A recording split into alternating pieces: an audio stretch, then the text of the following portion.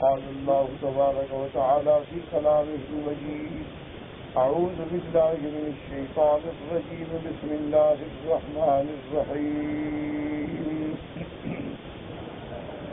اذهب إلى فرعون إنه طغى قال رب اشرح لي صدري ويسر لي أمري واحلل عقدة من لساني يفقهوا قولي واجعل لي وزيرا من أهلي هارون أخي اشدد به أزري وأشركه في أمري كي نسبحك كثيرا ونذكرك كثيرا إنك كنت بنا بصيرا. اللہ تبارک و تعالی نے جب سیدنا موسیٰ علیہ السلام کو اپنی رسالت کے لیے چن لیا، اللہ نے شرف کلام بخشا اور کلیم اللہ کے مرتبے کو پہنچے. اللہ تبارک و تعالی نے پھر موسیٰ علیہ السلام کو معجزات عطا فرمائے. قرآن مقدس میں موسیٰ علیہ السلام کو جو آیات ملی ہیں ان کے بارے میں ایک جگہ تصریح ہے کہ وَلَقَدْ آتَيْنَا مُوسَىٰ 9 آیات بینات کہ ہم نے 9 نشانیاں ان کو عطا فرمائیں، اور ان 9 معجزات میں آیات میں جو سب سے بڑی واضح اور بین آیات ہیں وہ 2 ہیں، اور وہ آیات 2 کون سی ہیں؟ ایک عصا اور ایک ید بیضاء. اسی کو آیات الکبریٰ اللہ نے فرمایا یہ بڑی نشانی.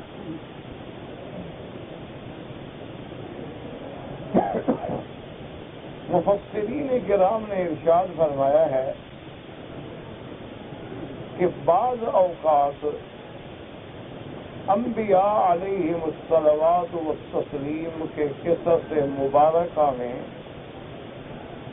کسی ایک چیز کو انتہائی اہمیت حاصل ہوتی ہے اور وہ اس قصہ مبارک کا گویا کہ عمود ہوتا ہے.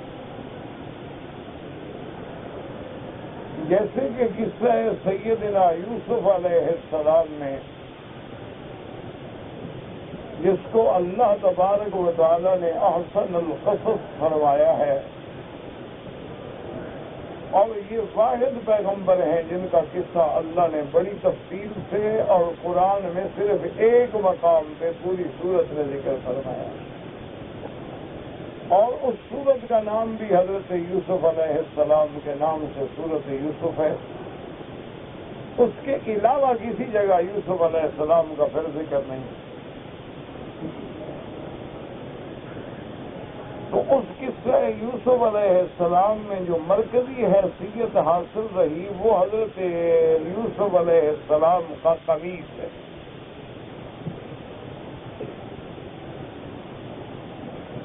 کہ سیدنا یوسف علیہ السلام جب اپنی خالہ کے گھر میں تھے اور ان کو پھر والد نے اپنے گھر میں بلا لیا اور خالہ جدائی برداشت نہیں کر سکی، تو اس صدر سنیمر جو سیدنا یوسف علیہ السلام کو واپس لینے کے لیے ایک بہانہ اور الزام بنایا گیا وہ بھی قمیص تھا کہ یوسف علیہ السلام قمیص لے گئے اور وہ قمیص ان کے پاس مل گیا. اسی طرح یوسف علیہ السلام کو جب بھائیوں نے اپنے مشورے کے بعد ایک کنویں میں ڈال دیا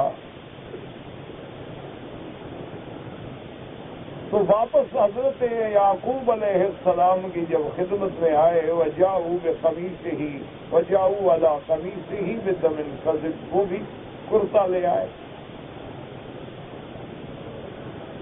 اور اس میں کسی جانور کو ذبح کر کے خون بھی لگا دیا. تو میں نے یہاں بھی وہی قمیص کا ذکر آیا.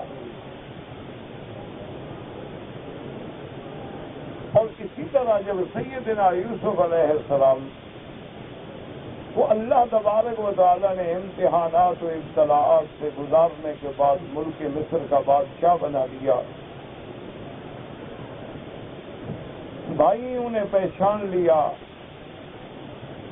تمام واقعات کی تفصیل اور منظر سامنے آ گیا تو پھر بھی وہی قمیص ہے کہ اذهبوا بقمیصی ھذا الفرقوه علی وجه ابی، کہ میرا کرتا لے جاؤ اور اپنے والد کے آنکھوں پہ رکھو، یا سے بصیرہ انشاءاللہ ان کی بینائی لوٹ آئے.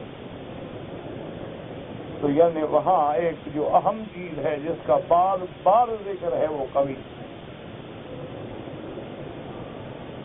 جب زلیخا نے یا امراۃ العزیز نے، اللہ عالم نام اس کا کیا تھا، یہ تو سابقہ کتابوں میں ہے زلیخا، کسی نے کہا راہی، لیکن حقیقت اللہ جانتے ہیں، قرآن نے نام نہیں دیا امراۃ العزیز.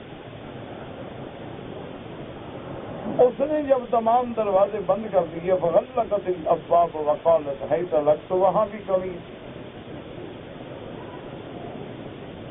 کہ جب راستے میں امراۃ العزیز دوڑی پکڑ رہی ہے اور یوسف بھاگ رہے ہیں، آگے عزیز آ جاتے ہیں. قالت ما جزاء من اراد باهلك سوءا الا ان يسجن او عذاب الیم. تو وہاں بھی فیصلہ یہی ہوا کہ ان کان قمیصه قد من قبل فكذبت فصدقت وهو من الكاذبين وان كان قمیصه قد من دبر فكذبت وهو من الصادقين. کہ گواہ نے کہا کہ حضرت پریشان ہونے کی کیا بات ہے، یوسف سامنے کھڑے ہیں، قمیص دیکھ لو. اگر قمیص آگے سے پھٹا ہے تو پھر عورت ہی کہہ رہی کہ نعوذ باللہ، آپ حملہ کرتے رہے، عورت اپنے آپ کو بچاتی رہی اور آگے سے قمیص پھٹ گیا. اور اگر قمیص پیچھے سے پھٹا ہے تو صاف بات ہے کہ یوسف علیہ السلام دوڑ رہے ہیں اور عورت ہی پکڑ رہی ہے. تو وہاں بھی قمیص. تو یعنی قصہ یوسف علیہ السلام میں جو مرکزی حیثیت ہے وہ قمیص کو حاصل. اسی طرح قصہ یوسف علیہ السلام میں جو مرکزی حیثیت ہے وہ عصا کو حاصل. کہ ابتدائے وحی یہیں سے ہوتی ہے کہ ما تلک بیمینک یا موسیٰ قال ہی عصائی، کہ اللہ نے فرمایا کہ آپ کے ہاتھ میں کیا ہے، تو عرض کیا کہ مولا لکڑی ہے، عصا ہے. فرمایا القیہا یا موسیٰ، تو وہ بھی وہاں بھی عصا، کہ اس عصا کو پھینکو فاذا ہی حیۃ تسعیٰ، آسان بن گیا. تو وہاں بھی عصا کا ذکر ہے. اور جب سیدنا موسیٰ علیہ السلام نے فرعون کو دعوت دی، فرعون نے آپ سے دلائل مانگے، آیات مانگی، بینات مانگی، فَأَلْقَى مُوسَىٰ عَصَاهُ فَإِذَا هِيَ ثُعْبَانٌ مُّبِينٌ. تو موسیٰ علیہ السلام نے اسی عصا کو ڈالا، وہ ایک بہت بڑا اژدہا بن گیا، فرعون گھبرا گیا. تو وہاں بھی عصا ہے. اور موسیٰ علیہ السلام کے مقابلے پر جب مصر کے ملک کے تمام بڑے اور اہم جادوگروں کو بلایا گیا، وجاؤ بسحر عظیم، اور انہوں نے بہت بڑا جادو کر دکھایا کہ پورا میدان جو ہے وہ سانپوں سے بھر گیا. اب موسیٰ علیہ السلام اپنے دل میں خائف ہیں کہ میرا لکڑی ڈالنے سے بھی تو سانپ بنے گا، اور انہوں نے تو اتنے بڑے سانپ بنا کے لوگوں کو دھوکے میں ڈال دیا ہے، تو کیا ہوگا.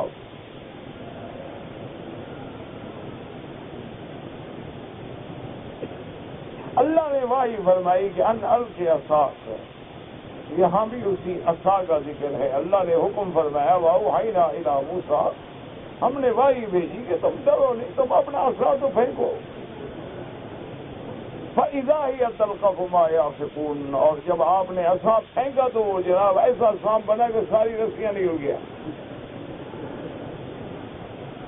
فَوَقَعَ الْحَقُّ وَبَطَلَ مَا كَانُوا يَعْمَلُونَ. تو وہاں ساحرین کے ایمان لانے کا ذریعہ بھی موسیٰ علیہ السلام کا عصا بنا.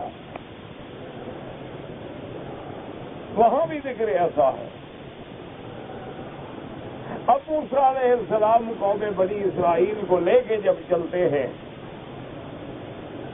اور سامنے دریا ہے اور آپ کے پیچھے فرعون اپنی قوت لاؤ لشکر کے ساتھ ہے، تو وہاں بھی اللہ یہی حکم دیتے ہیں کہ فضرب بعصاک البحر، اپنی اسی لکڑی کو مارو دریا پر. وہاں بھی ذکر عصا ہے کہ موسیٰ علیہ السلام نے لکڑی ماری، دریا میں راستے بن گئے اور موسیٰ علیہ السلام خیریت سے گزر گئے. اسی طرح بعین ہی جب موسیٰ علیہ السلام اللہ تبارک و تعالیٰ کے احکامات کے تابع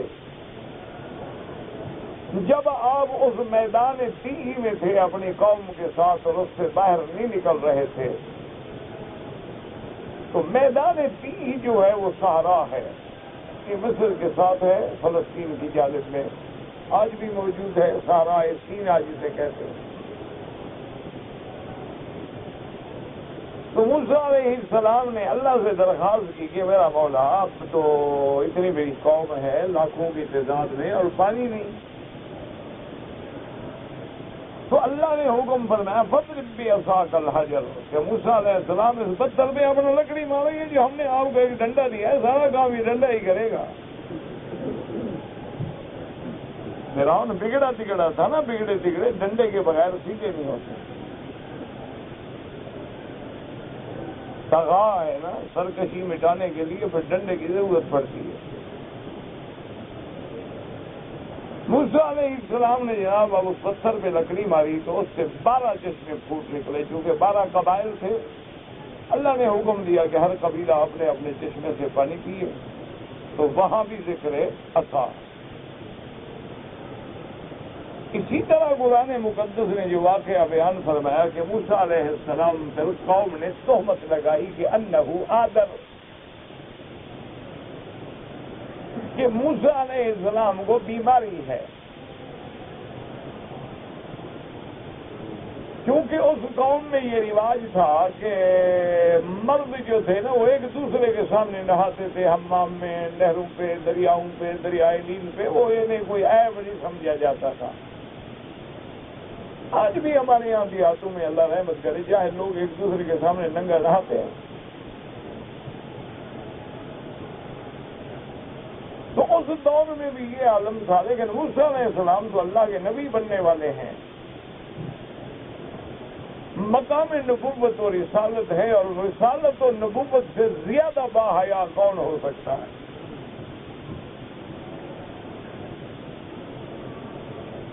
تو حضرت سیدنا موسیٰ علیہ السلام اپنے غسل فرمانے کے لیے، ضرورت کے لیے بہت دور پہاڑوں میں چلے جاتے تاکہ میرے بدن پہ کسی کی نظر نہ پڑے.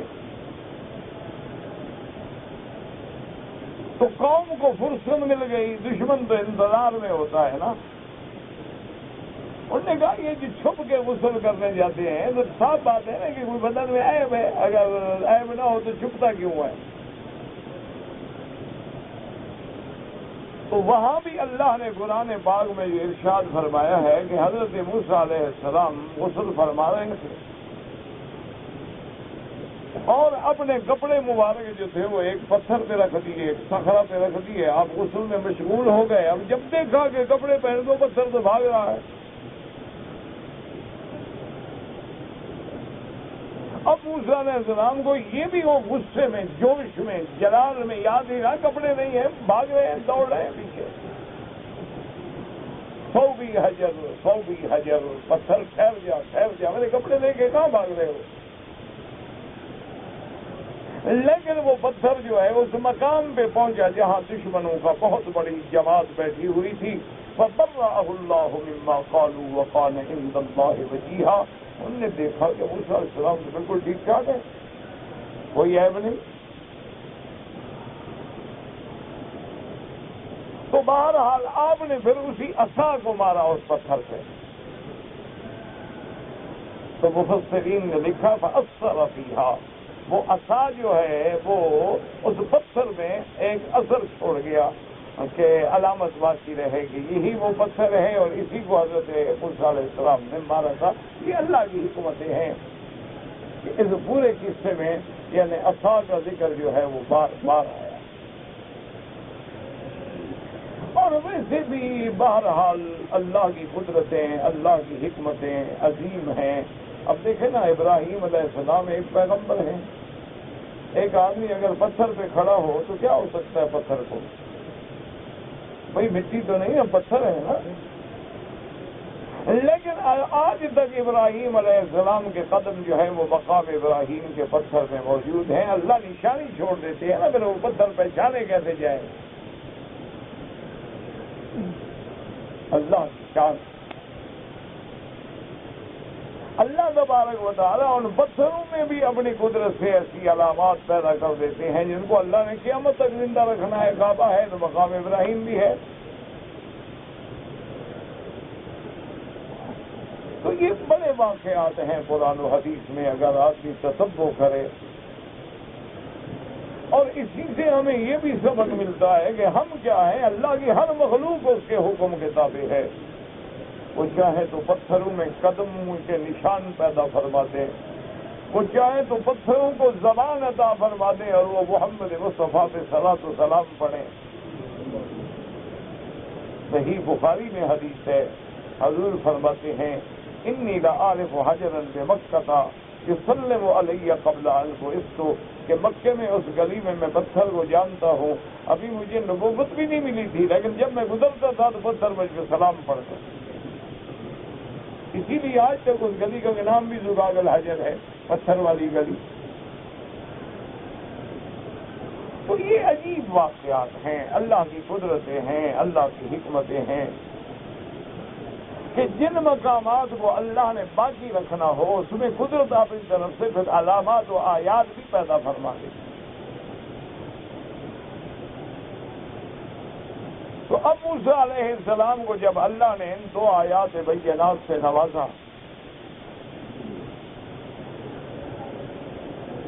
موسیٰ علیہ السلام کو اللہ نے حکم فرمایا کہ اذهب الى فرعون انه طغى، اب جائیں فرعون کو دعوت دے، وہ حد سے نکل گیا ہے. طغا مانا ہوتا ہے طغیان، جیسے آپ کہتے ہیں نا جی طغیانی آ گئی، طوفان آ گیا، طغیان آ گیا، مانا ہوتا ہے حد سے نکل جانا. کسی دریا بھی تو اپنی حدوں سے پانی باہر نکل جاتا ہے نا، اسی لیے اسے طغیان کہا جاتا ہے.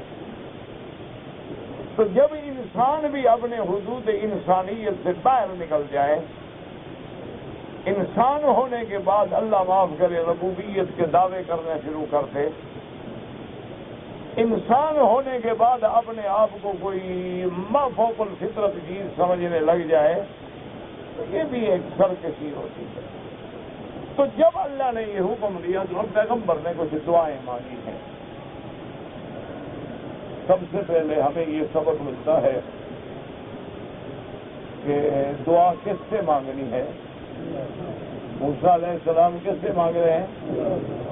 ابا آدم سے مانگی ہے. تو حضرت آدم، حضرت ادریس، حضرت شیس، حضرت نوح، جو سینکڑوں ہزاروں پیغمبر پہلے گزر چکے ہیں، ان کا مقام ہمارے پیروں سے بھی کم تھا. خیر کہ ہم تو پیروں کو پکارتے ہیں لیکن نبی تو اب نبی کو بھی نہیں پکارتا.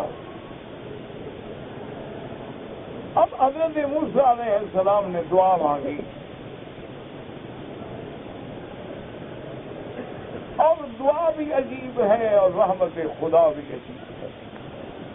سب سے پہلے دعا کے الفاظ مبارک پہ غور کریں. رب اشرح لی صدری، رب اشرح لی صدری ویسر لی امری. یا اللہ میرا سینہ کھول دے. طالب العلم ہے نا، قرآن پڑھنے سے پہلے، حدیث پڑھنے سے پہلے، سبق پڑھنے سے پہلے یہ دعائیں پڑھا کریں پیغمبروں کی. یاد رکھو یہ ہوتا ہے شرح صدر. شرح مانا سینہ کھول دینا. کیا مانا؟ کہ اللہ ایسی سمجھ عطا فرماتے ہیں، دل کے اندر ایسا فہم پیدا فرما دیتے ہیں کہ اس کام کا سمجھنا، کرنا، ادا کرنا اللہ آسان کر دیتے. رب اشرح لی صدری ویسر لی امری. یا اللہ میرا سینہ کھول دے. یاد رکھو دونوں میں اب ذرا فرق نوٹ کرو. موسیٰ شان والا پیغمبر، کلیم اللہ، اولو العزم من الرسل علیہ السلام، لیکن میرے مدنی کا شان ہی نرالا ہے. اللہ اکبر. آمنہ کے لال کا شان الگ ہے.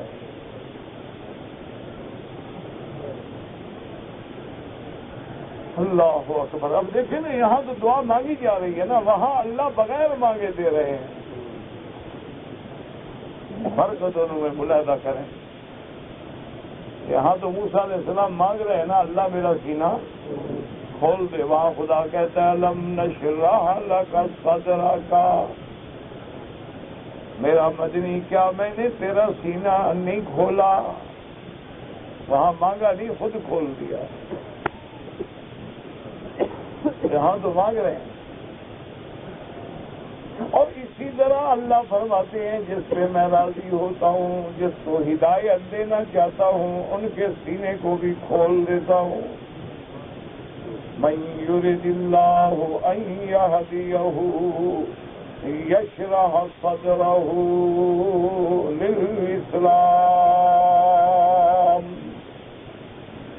اللہ فرماتی ہیں جس کے لیے ہم نے ارادہ کیا اس کو ہدایت دیں، اس کے سینے کو کھول دیتے ہیں، اسلام سمجھ آ جاتا ہے.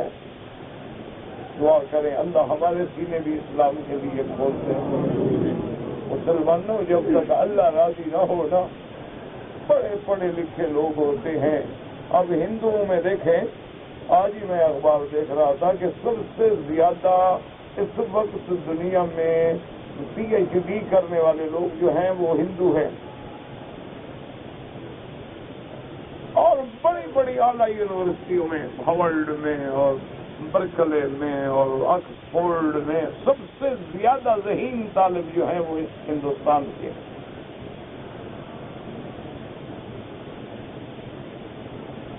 اتنے ذہین لوگ ہیں لیکن گنگا جمنا کی پوجا کرتے ہیں. اللہ نے سینہ نہیں کھولا نا. دریا ہے یار،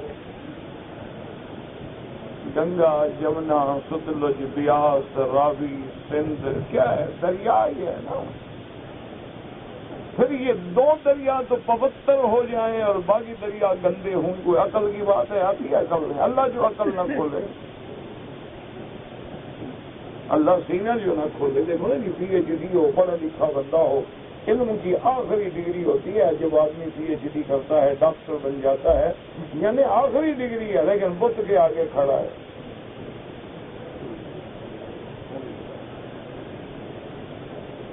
لکڑی کا، پیتل کا. اور آپ حیران ہوں گے، آج بھی یونان میں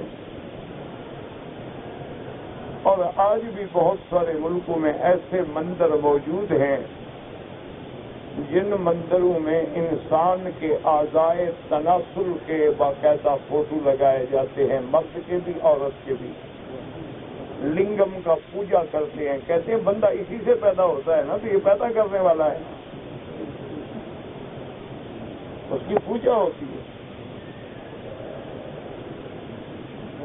کیا خیال ہے؟ اللہ نے سینہ، تم تو نہیں کرتے ہو، مسلمان تو ایسا نہیں کرتے. تمہارے ملک میں پنجاب میں بھی ایک پیر کی درگاہ ہے، وہاں بھی لکڑی کے آلہ تناسل بکتے ہیں. جس عورت کو حمل نہ ہوتا ہو نا وہ لے آتی ہے. ہاں، ہندوؤں کو بعد میں کہنا پہلے گھر سنبھالو.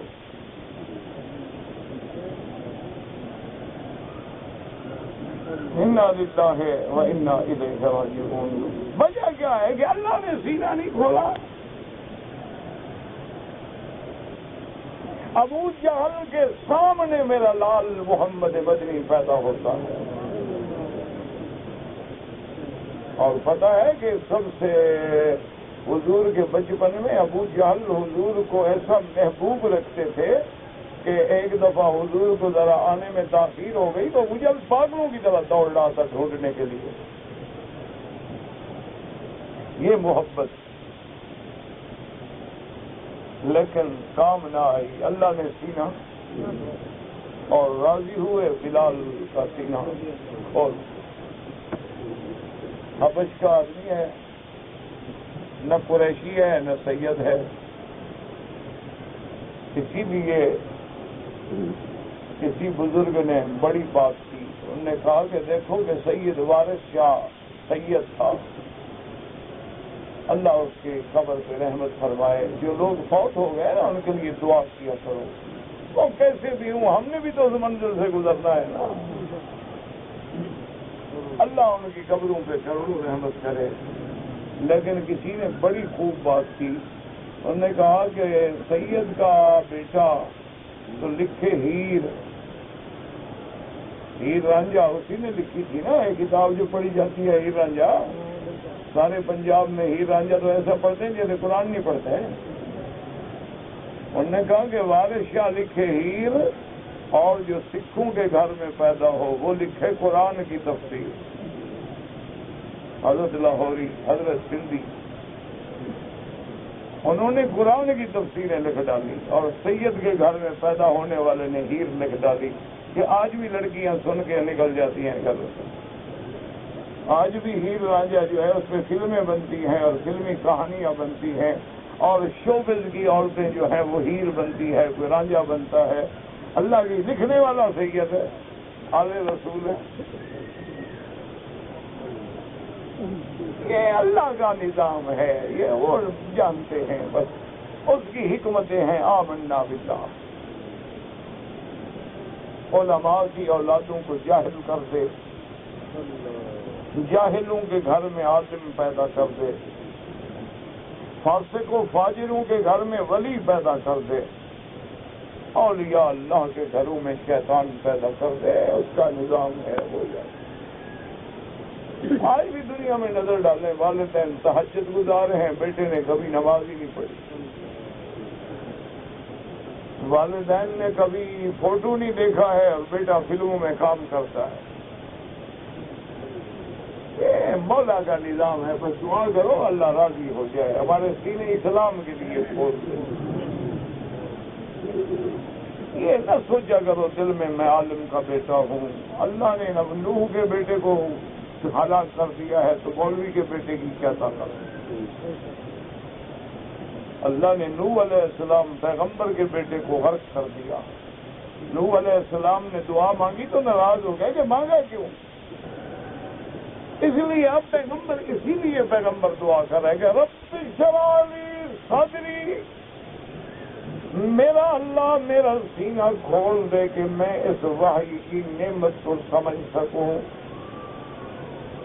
میرا اللہ میں فرائض نبوت کو سمجھ سکوں، فرائض رسالت کو سمجھ سکوں، سمجھا سکوں. رب اشرح لی صدری ویسر لی امری، اور اللہ میرا کام آسان کر دے. کیونکہ یاد رکھو اللہ چاہے تو بڑے سے بڑے مشکل کام آسان کر دیں، اور اگر اللہ چاہے تو بڑے آسان کاموں کو مشکل کر دیں، اس کی مرضی ہے. اس لیے ایک دعا ہے حدیث مبارک میں، یاد کر لو اگر ہو سکے، کہ جب کوئی مشکل ہو، جب کوئی مرحلہ ایسا آ جائے، کسی چیز میں پھنس جاؤ، کوئی مسئلہ حل نہ ہو سکے، تو روایت میں یہ روایت حدیث موجود ہے کہ یا لطیف الطف بنا، یا لطیف الطف بنا فی تیسیر کل اسیر، فإن تیسیر کل اسیر علیک یسیر. اور بعض روایات میں اضافہ بھی ہے، اللہم انت المیسر لکل اسیر وانت علی کل شیء قدیر. اور بعض علماء نے فرمایا اللہم یسر امورنا مع الراحة لقلوبنا وابداننا والسلامة والعافية في ديننا ودنيانا. اور مشکل کے لیے میرے مدنی نے دعا سکھلائی، اللہم لا سہل الا ما جعلتہ سہلا وانت تجعل الحزن سہلا اذا شئت۔ اللہ کوئی مشکل کو آسان نہیں کر سکتا مگر تیری ذات، کوئی مشکل کو حل نہیں کر سکتا مگر تیری ذات، کیونکہ مشکل کشا تو ہے، حاجت روا تو ہے، قاضی الحاجات تو ہے، سمیع الدعا تو ہے، مستجاب مستجیب الدعوات تیری شان ہے۔ ہم بندے اگر ذرا سی بھی مشکل آ جائے تو عاجز ہو جائیں گے، اس لیے پیغمبر کہتا ہے، اب دیکھو نبی ہے لیکن کہتا ہے اللہ آسان فرما۔ اس سے سبق ملتا ہے جب نبی یہ دعا مانگتے ہیں تو ہم کیا چیز ہیں، ہمیں بھی ہر کام میں دعا مانگنی چاہیے کہ اللہم یسر،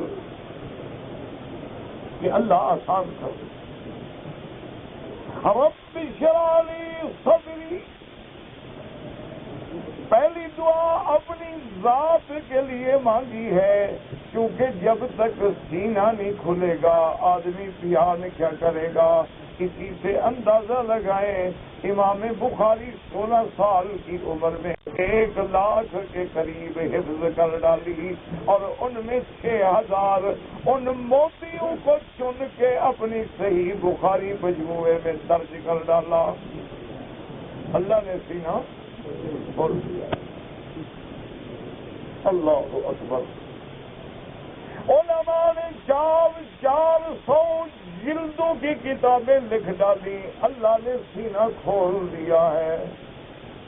امام ابو یوسف کی کتابیں دیکھیں، مسند امام اعظم دیکھیں، کتاب الآثار دیکھیں، کتاب الخراج دیکھیں، اسی طرح سیر صغیر دیکھیں، کبیر دیکھیں، فتح القدیر دیکھیں، اسی طرح بڑی بڑی عظیم کتابیں ہیں جن کے اللہ نے سینے کھول دیے، اللہ نے ان کو لکھنا بھی توفیق عطا فرما دی۔ ہم آج وہ کتابیں پڑھ بھی نہیں سکتے۔ اللہ اکبر۔ یہ تو لائبریریوں میں ایک زینت ہوتی ہے کہ جب ضرورت پڑی کوئی کتاب نکال کے دیکھ لی، کمال تو ان کا ہے نا جو لکھ گئے۔ وجہ کیا تھی کہ اللہ نے سینہ کھول دیا۔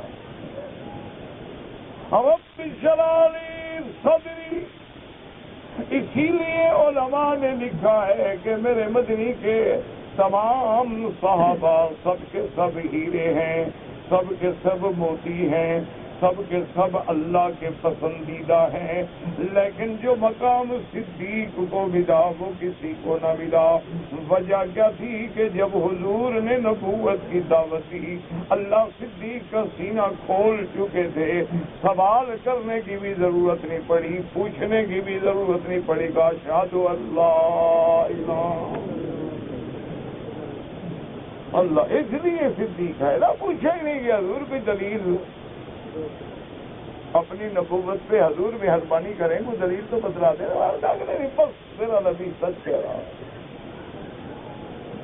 اللہ نے سینہ کھول دیا، اور جب اللہ سینہ کھولتا ہے، النبی الامی، ایسا نبی جو امیین میں بھیجے گئے، مکے میں پیدا ہوئے جہاں مدرسہ تک بھی نہیں ہے، لیکن جب اللہ کی وحی آتی ہے وہ پیغمبر، جب جبریل کہتا ہے اقرا تو کیا کہتے ہیں؟ ما انا بقارئ، میں تو پڑھا ہوا نہیں ہوں۔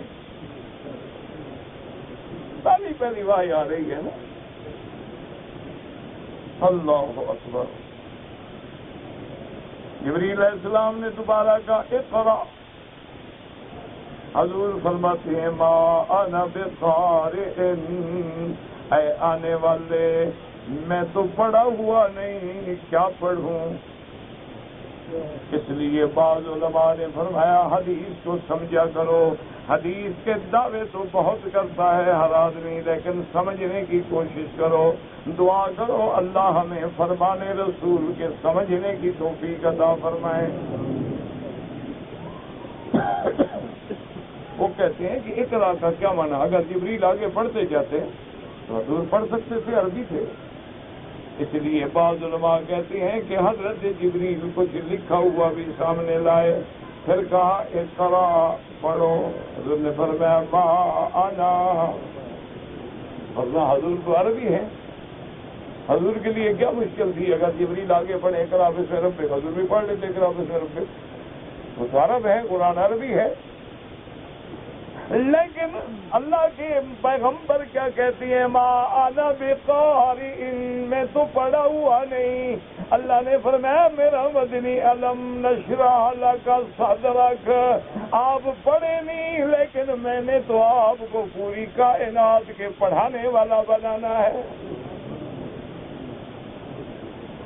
صرف آپ نے مکے والوں کو نہیں پڑھانا، آپ کو تو میں نے معلم بنانا ہے۔ انما بعثت معلما، حضور نے فرمایا اللہ نے مجھے پڑھانے والا بنا کے بھیجا ہے۔ اللہ کے نبی کے وظیفے میں ہے وَيُعَلِّمُهُمُ الْكِتَابَ وَالْحِكْمَةَ، کہ تعلیم دے گا میرے قرآن کی اور دانائی کی باتوں کی۔ وجہ کیا تھی؟ الم نشرح لک صدرک۔ اب اندازہ کریں شان موسیٰ اور شان محمد مصطفیٰ اللہ اکبر۔ آدم کی بڑی شان ہے، خلیفہ ہے، ابو البشر ہے، لیکن خدا آدم کے بارے میں فرماتے ہیں کہ جب وہ درخت کو چکھ بیٹھے، کیوں؟ اللہ خود فرماتے ہیں وَلَقَدْ عَهِدْنَا إِلَىٰ آدَمَ مِن قَبْلُ فَنَسِيَ فَلَمْ نَجِدْ لَهُ عَزْمًا، ہم نے آدم کے ذمے ایک وعدہ دیا تھا، لیکن آدم بھول گیا، لیکن شان مصطفیٰ پہ نظر ڈالو، وہاں آدم بھول گیا۔ یہاں فرماتے ہیں سَنُقْرِئُكَ فَلَا تَنسَىٰ، میرا مدنی آپ کو ایسا پڑھاؤں گا کہ پھر کبھی بھولیں گے بھی نہیں۔ اللہ اکبر۔ وہاں تو آدم بھول گیا نا، یہاں فرمایا ہم ذمہ دار ہیں، ہم پڑھائیں گے آپ۔ سَنُقْرِئُكَ فَلَا تَنسَىٰ إِلَّا مَا شَاءَ اللَّهُ، اللہ اکبر۔ پھر صرف میرا مدنی بھائی نہیں بھولا، بلکہ شان دیکھیں، حضرت ابی ہریرہ آتے ہیں، آ کے کہتے ہیں یا رسول اللہ صلی اللہ علیہ وسلم، میں آپ کی حدیثیں سنتا رہتا ہوں، یاد کرتا رہتا ہوں، باقی صحابہ کے تو گھر بار ہیں، کھیتیاں ہیں، باغات ہیں، ابو ہریرہ کے پاس تو کچھ بھی نہیں ہے، اس لیے میں ہر وقت دامن نبوت سے لگا ہوں۔ حضور گھر سے نکلیں تو ابو ہریرہ ساتھ ہیں، مسجد میں آئے تو ساتھ ہیں، اصحاب صفہ میں آئے تو ساتھ ہیں، پھر گھر میں جائیں تو ساتھ ہیں۔ انہوں نے کہا حضور میں آپ کی حدیثیں یاد کرتا ہوں، مہربانی کر کے دعا فرما دیں کہ بھول نہ جاؤں۔ اللہ، آدم تو بھول گیا، شان مصطفیٰ ہے۔ حضور نے فرمایا چادر کھولو، کیا ہے آدمی چادر، فرمایا بچھا دو چادر۔ حدیث سمجھا کرو۔ اللہ اکبر، یہ شان مصطفیٰ ہے۔ حضرت ابو ہریرہ فرماتے ہیں حضور نے ایسے کچھ پڑھا، کیا ہے ہاتھوں میں تو کچھ نہیں نا، کوئی دوائی نہیں، کوئی آپ نے وہاں معجون نہیں دیا کہ کھایا کرو، حضور نے کوئی وظیفہ نہیں بتایا کہ پڑھا کرو، حضور نے کسی چلے کا حکم نہیں دیا کہ رات جا کے دریا کے کنارے پہ کھڑے ہو کے اتنی دفعہ پڑھو، بس ایسے چادر میں ڈالا۔ فرمایا ابو ہریرہ چادر کو کٹھا کر لو، کٹھا کر کے مدنی فرمایا سینے سے لگا لو۔ ابو ہریرہ کہتے ہیں ما نسیت بعد ذلک شیئا، اس چادر لگانے کے بعد پھر میں حضور کی کوئی حدیث نہیں بھولا۔ اللہ اکبر۔ ہم تو خدا کو بھولے بیٹھے ہیں.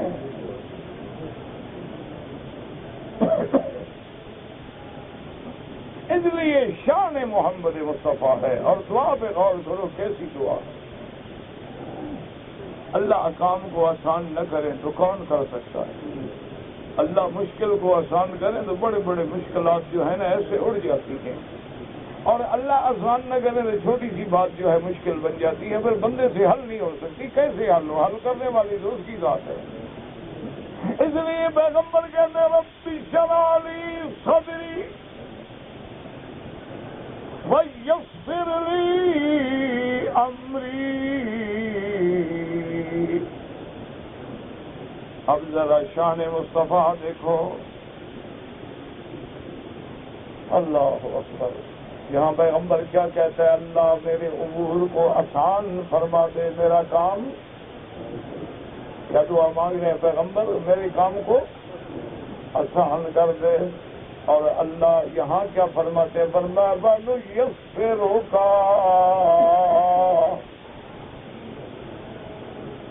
واہ میرا محبوب. اور کہتے نہیں الحمدللہ ہمیں مدنی جیسا نبی ملا ہے. کتنے خوش نصیب ہیں ہمیں مدنی محمد مصطفیٰ. کسی امت کے مقدر میں موسیٰ تھے نا، ہمارے مقدر میں محمد الرسول اللہ ہے. کہہ دو الحمدللہ. اللہم لک الحمد علی الاسلام، اللہم لک الحمد علی الایمان، اللہم لک الحمد علی القرآن، اللہم لک الحمد کلہ ولک الشکر کلہ والیک یرجع الامر کلہ. ہاں یہ شان دے کے فرمایا میرے محبوب وَنُيَسِّرُكَ لِلْيُسْرَىٰ. علماء سے جا کے پوچھیں. وَنُيَسِّرُكَ خطاب ہے میرے بدری کو. حالانکہ کام تو اللہ نے یہ کہنا تھا نا کہ ہم معاملات کو آسان کر دیں گے. اللہ نے فرمایا نا ہم تجھے آسان کر دیں. کیا مانا؟ بھائی ایک مشکل کتاب ہے یعنی ہم کتاب کو آسان کر دیں گے. ایک ہے نہیں ہم تیرے لیے تیرے اندر آسانی پیدا کر دیں گے. کیا مانا؟ اللہ نے فرمایا میرا مدنی میری نبوت رسالت دینے کے بعد جتنی وحی کی تعلیم و تعلم ہے، وحی کا لینا، سینے میں رکھنا، قرآن کو یاد رکھنا، پھر قرآن کا پڑھانا، قرآن کا سنانا، قرآن پہ عمل کرنا، ہم تیری عادت بنا دیں گے، فطرت ثانیہ بنا دیں گے. تیرے لیے مشکل ہی نہیں ہوگی کوئی چیز. یہاں تو مانگی جا رہی ہے نا. اللہ فرماتے ہیں ہم نے وَنُيَسِّرُكَ لِلْيُسْرَىٰ. یہاں موسیٰ علیہ السلام دعائیں مانگتے ہیں رب اشرح لی صدری. اور علماء نے یہاں سے مسئلہ نکالا ہے. یاد رکھو علماء فقہا اپنی طرف سے کچھ نہیں کہتے. یہ جاہل بدقسمت لوگ ہیں جو ان کو برا کہتے ہیں. یہ محروم لوگ ہیں. اللہ نے ان کو محروم کر دیا اپنی رحمتوں سے. اللہ اکبر اللہ اکبر. وہ قرآن کے اندر سے موتی نکالتے ہیں، فرمان رسول سے موتی نکالتے ہیں. اپنی طرف سے نہیں کہتے وہ کوئی بات.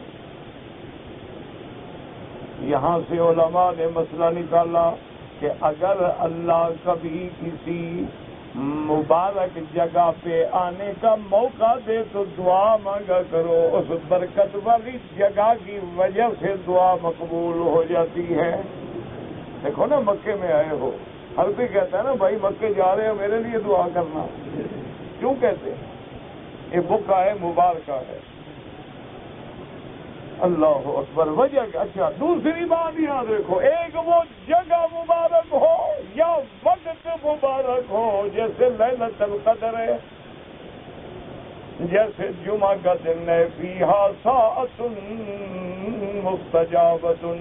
حضور نے فرمایا جمعہ کے دن اللہ نے ایک گھڑی چھپا کے رکھی ہے، اس گھڑی میں بندہ جو مانگے فوراً مل جاتا ہے.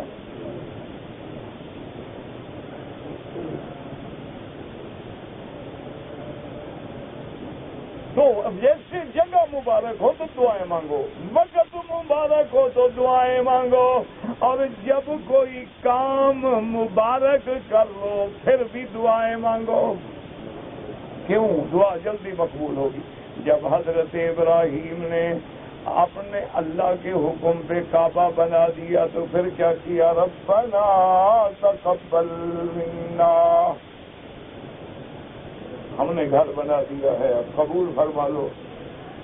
انک انت السمیع العلیم، ربنا واجعلنا مسلمین لک ومن ذریتنا امۃ مسلمۃ لک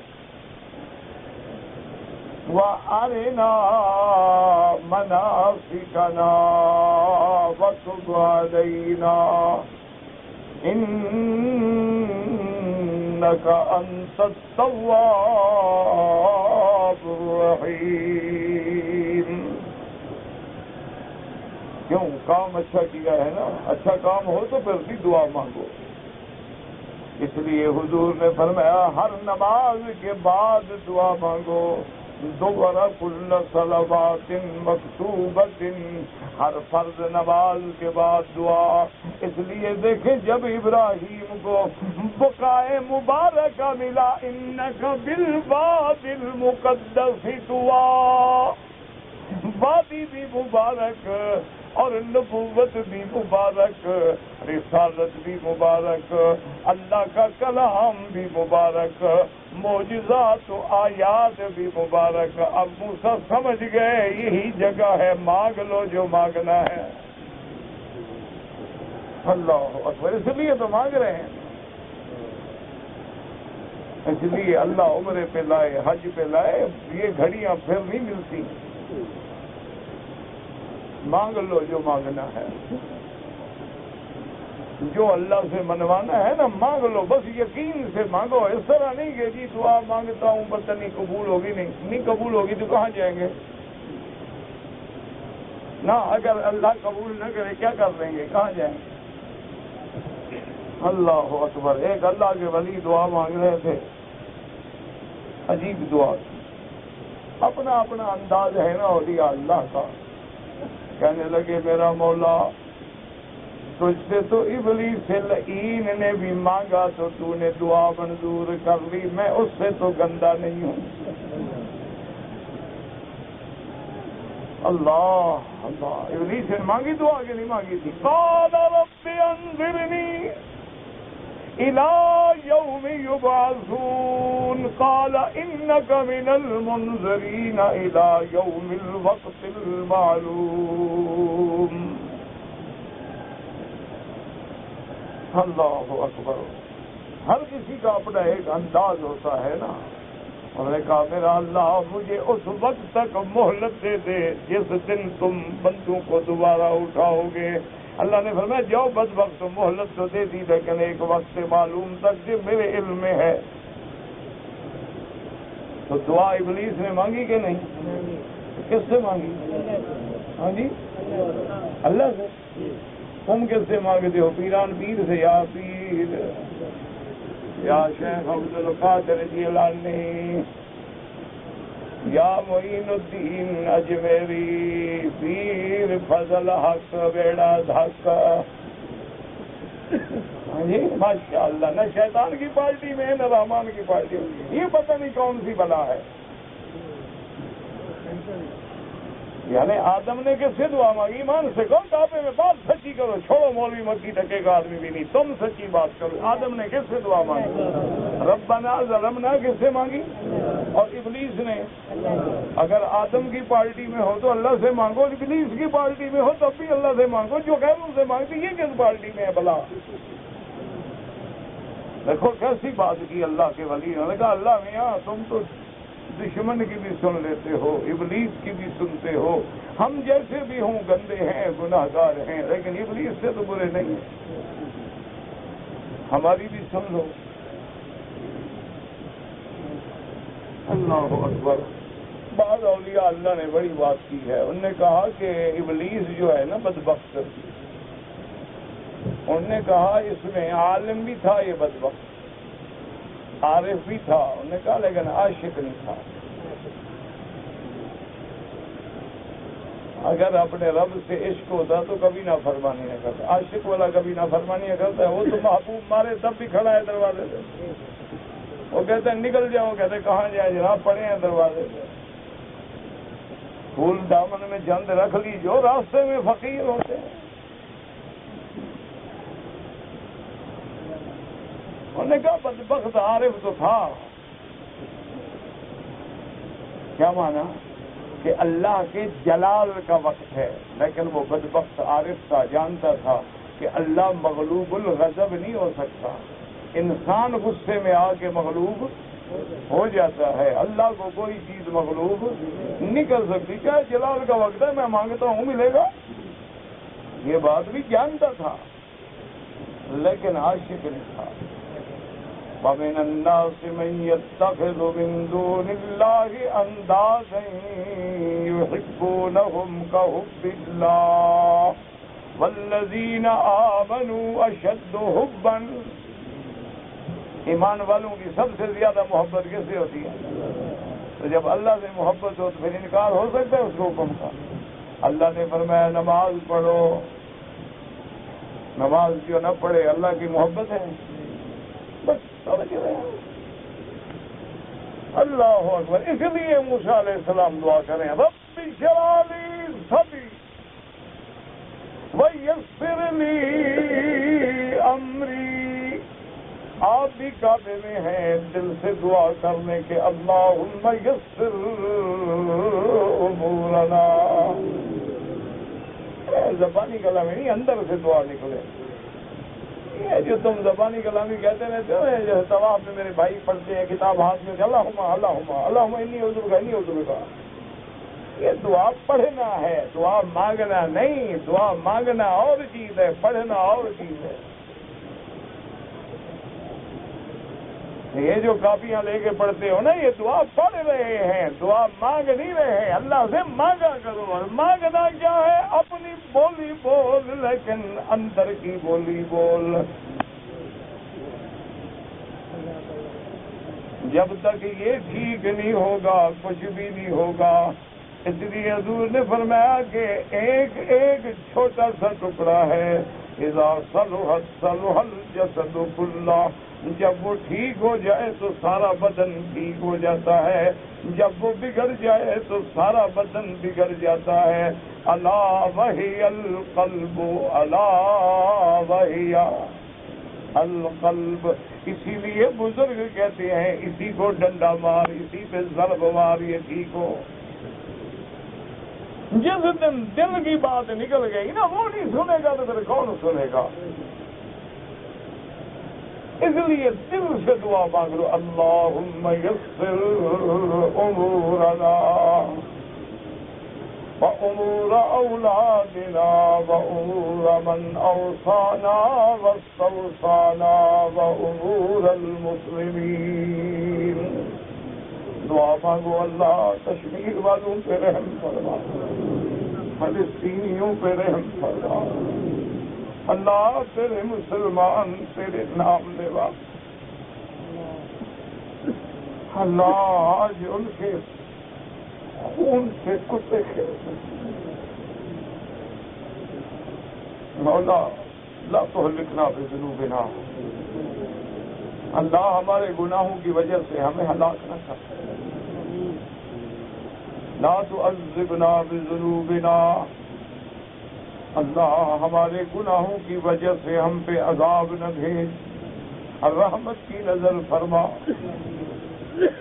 یا ارحم الراحمین، یا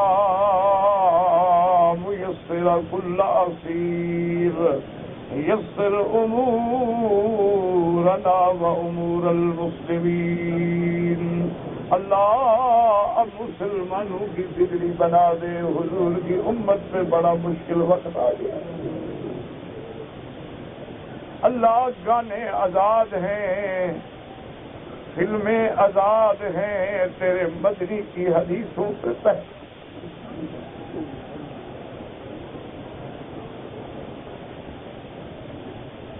اللہ گناہگاروں چکھلے والوں کو کوئی نہیں پوچھتا، قال رسول اللہ پڑھنے والے بچیوں کے گھروں میں گھس جاتے۔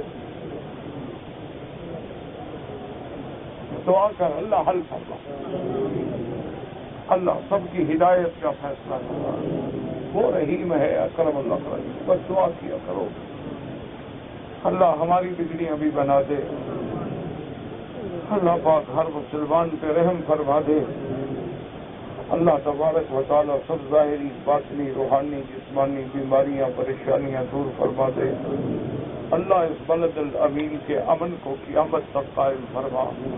یاد رکھو مسلمانوں کعبۃ اللہ قائم ہے، امن قائم ہے تو دنیا قائم ہے۔ دعا مانگا کرو اللہ اس بلد الامین کو ہر فتنے سے محفوظ فرما دے۔ کہتے جی میں مدینے سے آیا، مدینے سے روانگی کے بعد میرے کچھ ساتھیوں نے تھوڑی دیر جدہ ٹھہرے، پھر جدے سے احرام باندھا، میں نے مسجد عائشہ سے احرام باندھا، سب نے غلط کیا، سب کو دم پڑ گیا۔ آپ سب کو مدینے سے احرام باندھنا تھا، نہ جدے سے نہ مسجد عمرہ سے۔ بھئی اتنا بڑی یا مختصر لکھا کرو، یہاں ترجمے والے قرآن پاک نہیں ہیں، آپ ایسا کریں کہ عربی میں اردو میں انگریزی میں درخواست لکھ کے بھیج دیں تو انشاءاللہ وہ بھی آ جائیں گے۔ اگر زنا کی حالت میں مرد عورت قتل ہو جائے تو زنا کی حالت میں قتل ہونے سے پاک تھوڑا ہو جائے گا، وہ تو گناہ کی حالت میں مر گیا۔ بعض علماء تو فرماتے ہیں کہ جب زانی زنا کرتا ہے تو ایمان نکل جاتا ہے، وہ کہتے ہیں تو بغیر ایمان کے مر گیا۔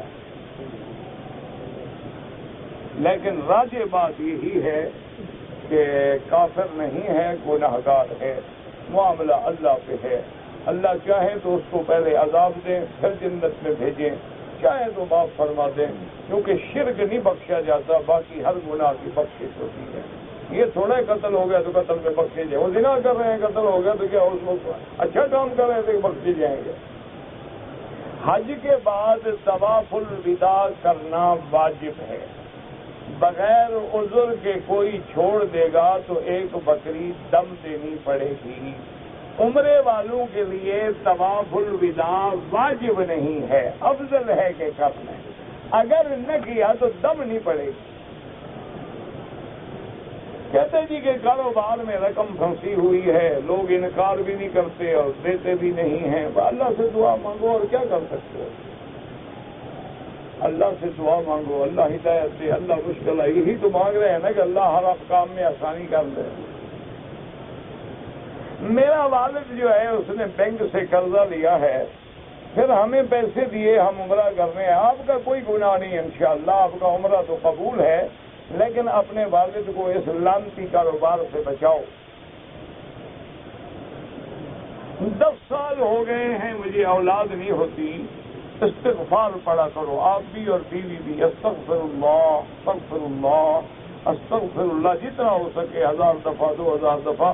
انشاءاللہ اللہ کے قرآن میں فیصلہ ہے کہ جو استغفار کرتے ہیں یمددکم باموال و بنین، میں ان کے مال میں بھی برکت دیتا ہوں، اولادوں میں بھی برکت دیتا ہوں۔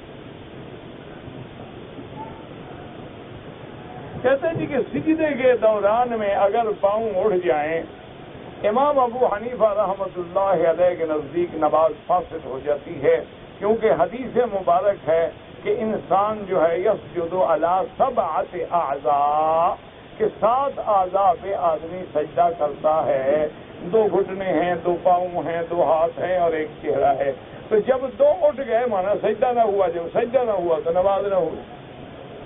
باقی ائمہ کے نزدیک کراہت ہے، نماز فاسد نہیں ہوتی۔ نماز کی حالت میں پیشاب رو کے رکھے نجائز ہے، فوراً چھوڑ دو، جاؤ پہلے پیشاب کرو، یہ تو نہیں لوگ نماز کا فکر کریں تم پیشاب کا فکر کرو۔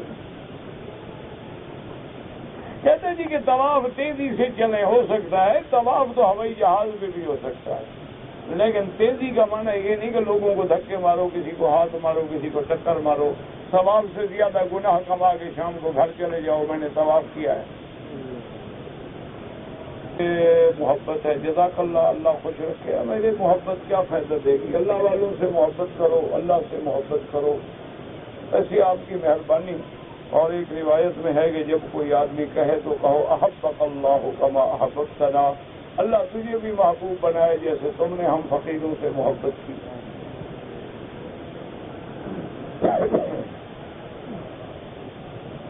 کہتے جی کہ حضور کہاں پیدا ہوئے؟ مولد النبی موجود ہے اور کہاں پیدا ہوئے؟ حضرت ابراہیم کہاں دفن ہوئے؟ الخلیل میں، بیت المقدس کے قریب ایک جگہ ہے، وہاں دفن ہوئے ہیں. حضرت اسماعیل مکہ میں دفن ہوئے ہیں. لیکن یہ کہنا کہ میزاب رحمت کے نیچے ہیں، یہ غلط بات ہے، کیونکہ اللہ کے نبی نے منع فرمایا ہے قبر پہ چلنا. اگر انبیاء یہاں دفن ہوتے تو حضور کبھی چلنے کی اجازت نہ دیتے.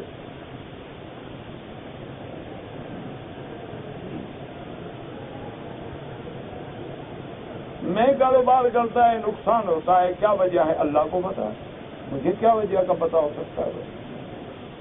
بہرحال دعا کرو، استغفار کرو اور کوشش کرو کہ کوئی نہ کوئی گڑبڑ ضرور ہے. دیکھو نا، ایک ہاتھ سے کبھی تالی بجتا ہے، دو ملیں گے نا. تمہارے اندر بھی وہ گڑبڑ ہے، اس کو ڈھونڈو کہ وہ گڑبڑ کدھر ہے. یہاں پانی لیک ہو رہا ہو نا، اس کو بند کرو گے تو ٹینکی بچے گی نا. کوئی گڑبڑ کہیں ہے ضرور، اس کو ڈھونڈو، وہ ٹھیک ہو جائے گا. بھی کراچی سے آتے ہوئے حیض میں تھی، اس نے کراچی سے نیت نہیں کی، مسجد عائشہ سے پاک ہو کے عمرہ کیا، دم پڑ گیا. اور نیت اس کو وہیں سے کرنی چاہیے تھی. ربنا تقبل منا انك انت السميع العليم وتب علينا انك انت التواب الرحيم. صلی اللہ تعالی علی خیر خلقہ سیدنا محمد وآلہ وصحبہ اجمعین.